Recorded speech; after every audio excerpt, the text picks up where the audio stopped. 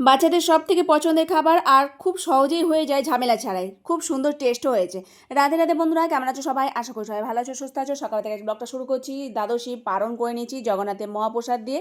তারপরে চটপট রান্নাঘরে চলে এসেছি, তাড়াতাড়ি করে রান্না বসাবো। এদিকে প্রভুজি কিছু সবজি বানিয়ে দিয়েছে, আমি এদিকে অন্ন বসিয়ে দিয়েছি। আজকে সকাল সকালই রান্না বসিয়ে দিয়েছি, কেননা কালকে একাদশী করেছে, সকালবেলায় বাচ্চাদের খিদে পেয়ে যায়, তো কিছু অন্ন জাতীয় খাবার দিলে ওদের খুব ভালো লাগে, তাই জন্য। তো অন্নটা হয়ে যাওয়ার পর ফ্যান ঝাড়িয়ে নিয়েছি, এখানে রিফাইন তেল আর তার মধ্যে আবার ঘি দিয়ে দিচ্ছি। সবজিগুলো ভাজবো, একটু আলু দিচ্ছি। আলুটাকে আগে ভেজে নিয়ে তারপর বাদবাকি সবজিগুলো ভেজে নেবো, ভাজা করে এটা তুলে নিয়ে। কারণ আজকে ফ্রাইড রাইস হচ্ছে আর আলু দিচ্ছি, এটা একটু ভালো লাগবে রাইসের মধ্যে। আর সয়াবিন সেদ্ধ করে নিয়েছি, সয়াবিন তার সাথে বাঁধাকপি একটুখানি জল ঝারিয়ে রেখেছি, মানে গরম জলে দিয়েছিলাম। সয়াবিনটাকে জল চিপে আর মানে অনেক বড় বড় সয়াবিনগুলো তো একটুখানি হাতে ছিঁড়ে ছিঁড়ে দিয়েছি, মানে ছোটো ছোটো করে দিয়েছি যাতে মানে মশলার মধ্যে ঢোকে সেই জন্যে। আর সয়াবিনটাও দিয়ে দিলাম। এখন এর মধ্যে লবণ দেবো, একটু গুঁড়ো মশলা দেবো। গুঁড়ো মশলাটা করেই রাখি ফ্রাইড রাইসে দেওয়ার জন্য। আর কড়াইশুঁটি দিয়েছিলাম, তো হয়ে গেছে ভাজাটা। ওইদিকে অন্নটাকে ফ্যান ঝাড়িয়ে আর পাত্রে ঢেলে রেখেছি, যাতে একটু সরসরে ভাবটা আসে, নইলে হাঁড়ির মধ্যে থাকলেই গলে যাবে। আর এটা তো দেরাদুন চাল, সেই জন্যেই।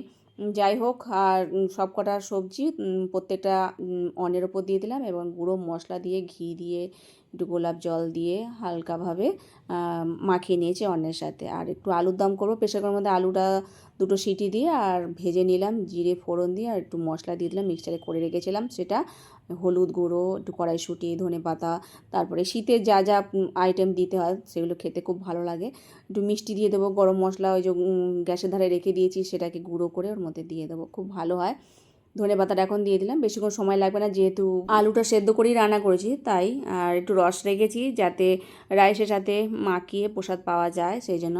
আর এদিকে পাঁপড়ও ভেজে নিয়েছি। চলো এখন ভগবানকে ভোগ নিবেদন করা হয়ে গেছে, তো শশাও দিয়ে দিয়েছিলাম তার মধ্যে। আর বাইরে নিয়ে যাব, বাচ্চাদের আগে দিয়ে দেবো, কেন ওদের খিদে পেয়ে গেছে।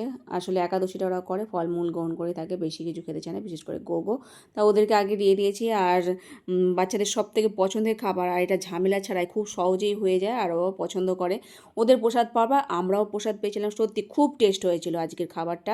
তো প্রভুজিও একটু হেল্প করেছে আমাকে তাড়াতাড়ি করে রান্না করে দেওয়ার জন্য। তাড়াতাড়ি করে রান্না হয়ে গেলে তারপর সবাই মিলে প্রসাদ পেয়ে আর প্রভুজি কাজে চলে গেল, গোগো কলেজে গেছে। তারপরে আমি ঘরে কাজকর্মগুলো করে সারছি, কেননা জয়িতা ঘরে আছে, ওর আজকে পরীক্ষা নেই তাই ঘরে রয়েছে, পড়ছে ওই ঘরে। আমি ঘরদোরগুলো মুছে নিয়ে বাসনপত্র মেজে সমস্ত কিছু গুছিয়ে নেবো, ব্যাস কাজ শেষ হবে। সকালবেলা রান্নার ঝামেলাটা হয়ে গেলে আর কোনো অসুবিধা হয় না। দুপুরে ওই প্রসাদ পাবো, ভগবানকে ফলমূল দিই দুপুরে। তো যাই হোক, এখন আবার সন্ধ্যা আরতি করে নিচ্ছি। সন্ধ্যা আরতি করে আর একটু সন্ধ্যাবেলা সন্ধ্যাকালীন ভোগ ভগবানকে নিবেদন করব।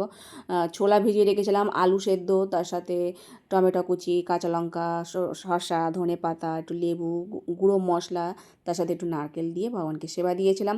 সেই প্রসাদ পেয়েছি। তারপরে আবার একটু মানে রাত হয়ে গেছে আজ, রাতের ভোগ রন্ধন করতে। আর এদিকে আমার অনেকগুলো বাসন পড়ে গেছে, তো প্রভুজিকে বললাম একটুখানি এসে হেল্প করো। তো আমি ডাল, ওইদিকে ডালিয়া সব বার করে রেখেছি, আর সেটাকে ধুয়ে নিয়ে আর সবজি ভাজতে চলে, তা প্রভুজি এসে গেছে। আমি আবার কড়াইশুঁটি বাড়িশুঁটি এগুলো সব দিয়ে দিলাম। আর প্রভুজি ওই ডালিয়ার খিচুড়ি করছে তার সাথে সবজি দিয়ে। তো ওই রাতের প্রসাদ, একটু পাঁপড় ভাজা হবে। এতগুলো বাসন পড়েছে, আমি সেগুলো মাজছি, তো প্রভুজি করে দিলে আমার একটু সুবিধা হবে। তো দেখো প্রেসার কুকারের মধ্যে তারপর দিয়ে দিয়েছিলো, একটু ঘি দিয়ে দিয়েছে, তারপর ভগবানকে সেবা দিয়ে দিয়েছিলাম শসা দিয়ে, পাঁপড় ভাজা দিয়ে। এই রাতের মহাপ্রসাদ অল্প করেই করেছি, যেহেতু আমরা সন্ধেবেলা মুড়ি প্রসাদ পেয়েছিলাম, তাই জন্য জয়িতাও প্রসাদ পেয়েছিল।